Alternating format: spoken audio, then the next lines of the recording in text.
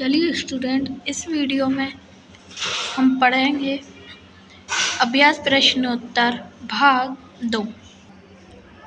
अगर आप हमारे चैनल पर नए हैं तो हमारे चैनल को सब्सक्राइब कर हमारे चैनल में सदस्य ले लीजिए, सब्सक्राइब कर लीजिए। और अगर वीडियो अच्छी लगी तो लाइक भी कर दीजिएगा और कमेंट करना मत भूलिए। चलिए स्टूडेंट, तो शुरू करते हैं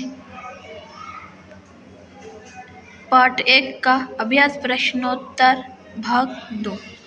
यहाँ से अर्धग्रहण संबंधी प्रश्न। निम्नलिखित काव्यांश को पढ़कर पूछे गए प्रश्नों के उत्तर लिखिए।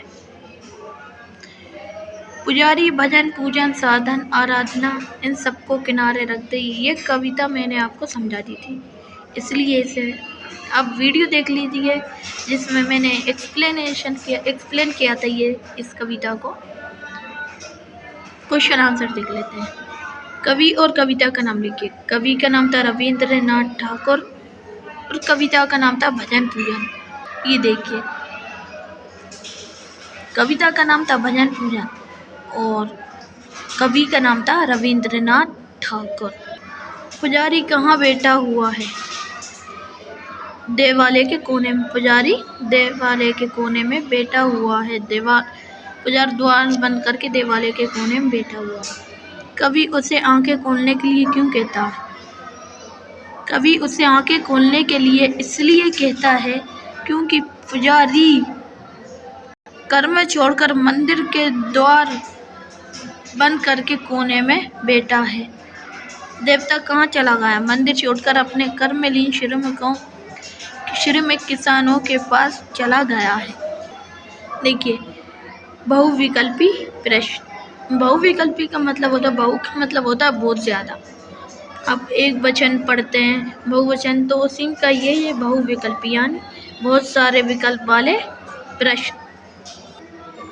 नीचे लिखे प्रश्नों के उत्तर का सही विकल्प चुनकर उसके सामने ठीक यानी ये निशान का चिन्ह लगाइए।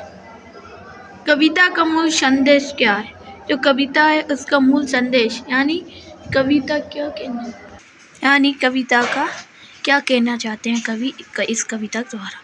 परिश्रम ही सच्ची पूजा उपासना, काम करना ही सच्ची पूजा है। एकांत आराधना ही सच्ची उपासना, आराधना करना यानी पूजा सामग्री का। तो अब हमें शुरू मिल जाता है परिश्रम। परिश्रम मतलब काम करना और ये काम के ऊपर दी गई है, इसलिए परिश्रम पहला ही हो जाएगा। देवता कहाँ चला गया? मंदिर के आंगन में। वो तो देवालय छोड़कर चला गया था, यानी जहाँ मजदूर काम कर रहे हैं वो वहाँ पर गया है। ये कर दीजिए। धूल दूसरी तो होने दे। क्यों? धूल दूसरी तो होने दे। क्यों होने दे? मजदूरों के साथ काम करने में ऐसा ही होगा। रास्ते में धूल बहुत अधिक है। धूल में मिलकर ही भगवान वहीं होकर रास्ता जाता है। धूल में मिलकर ही भगवान, क्योंकि ईश्वर धूल में ही मिलेंगे, इसी के ऊपर ये दी गई है। हमारा अगले प्रश्न है संधि विच्छेद करो। देवालय, देवालय, देव प्लस आलय। देव मतलब ईश्वर और आलय मतलब घर। आलय मतलब घर होता है, यानी देवालय मतलब ईश्वर का घर। फिर आता है विद्यालय। विद्या प्लस आलय। विद्या मतलब होता है शिक्षा, पढ़ाई, और प्लस आलय यानी घर, विद्यालय। सचिवालय, सचिव प्लस आलय। अनाथालय, अनाथ प्लस आलय। अगला है निम्नलिखित शब्दों के विग्रह पर ध्यान दीजिए। धूप, बरसात, धूप और बरसात। सृष्टि, वन, सृष्टि का वन। निम्नलिखित शब्दों का विग्रह करो, यानी अब विग्रह करना है। ऊपर बताया गया था, अब यहाँ पर करना है। सुख दुख, सुख और दुख। भाई बहन, भाई और बहन। राजपुत्र, राजा का पुत्र। वनवास, वन में वास। तो स्टूडेंट, इस वीडियो में इतना ही। अगला पार्ट हम अगली वीडियो में करेंगे, जो है अन्याय के विरुद्ध अंतोन चेखोव, और जिसको अनुवाद कराता यानी ट्रांसलेट कराता प्रभाकर द्विवेदी ने। इसे अगली वीडियो में पढ़ेंगे। अगली वीडियो तक के लिए